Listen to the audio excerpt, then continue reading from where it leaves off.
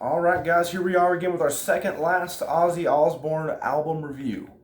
We've got, this one, which is the only one in 2010, and then of course the 2020 release, Ordinary Man. But today, like I just said here, we'll be talking about this, 2010 Scream. And man, I'll tell you what, this album just feels fresh, because after you've had, Zakk Wylde over and over again for the years there, except, the cover album had Jerry Cantrell.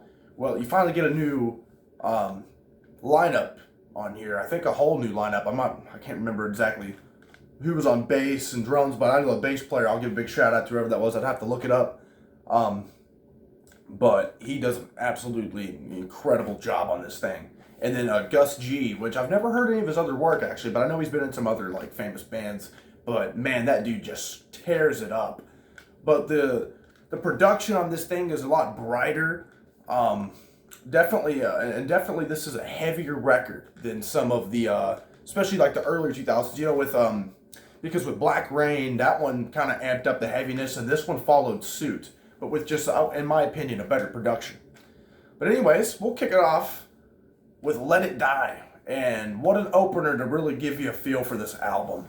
I love the chorus and the verses, how everything just kind of flows together. Super cool track with a really cool breakdown solo, hops back into the chorus, really badass opener. A little bit different than a lot of his other openers, where it's not like a super fast one right off the bat, but it kind of builds and builds. But then we got track number 2, Let Me Hear You Scream, and that's actually one of my least favorites off here, although it's good. It's really anthemic, the chorus and all that, I know that at some of his concerts, he would be like, make everybody scream with him or whatever. But that's still a pretty good song, but not one of my favorites off here. Then we do have one of my favorites, Soul Sucker. Man, what a heavy track with heavy, dark lyrics. There's a lot of dark lyrical themes on this, but this one is just badass. Stop talking to me like I don't even bleed. Just cool lyrics like that. That is a badass track for it. Somebody was pissed when they were writing that. But then we've got, I wouldn't call it a ballad because it's got really heavy parts to it, but it's more of a soft one with acoustic verses. You got Life Won't Wait, another one, an absolutely beautiful song. The bass work again on this thing. The bass tone sounds a lot like Bob Daisley, which of course was on a lot of the 80s and 90s Ozzy records. But Life Won't Wait is just an incredible song with awesome vocal work from Ozzy on here.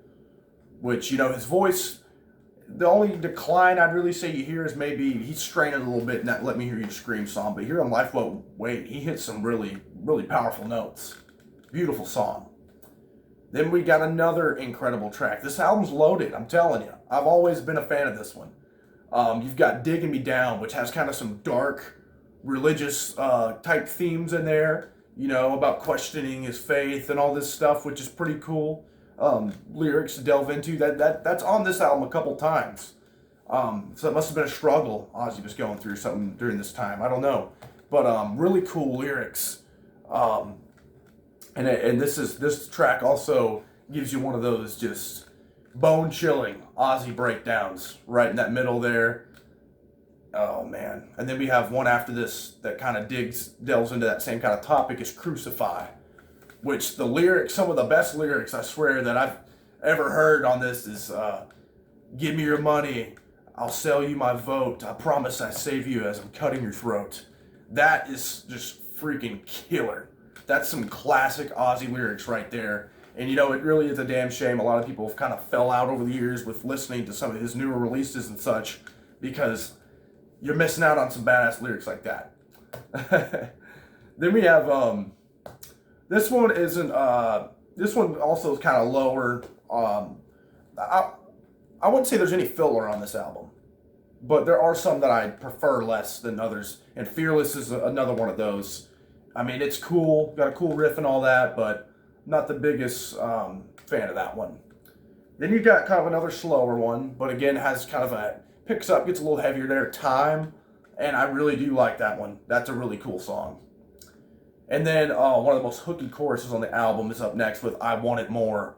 That's a classic in my eyes, you know, along with some of the others I've talked about, but that one in particular is just a freaking classic, and it really underrated track on here. It seems to be a lot of people really who give this album a chance only really seem to, or a lot of people, they just really only know the, you know, Let Me Hear You Scream song, but there's so much more content on here.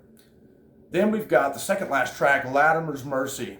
Really heavy one that just, he's got that classic sinister Ozzy vocal going on.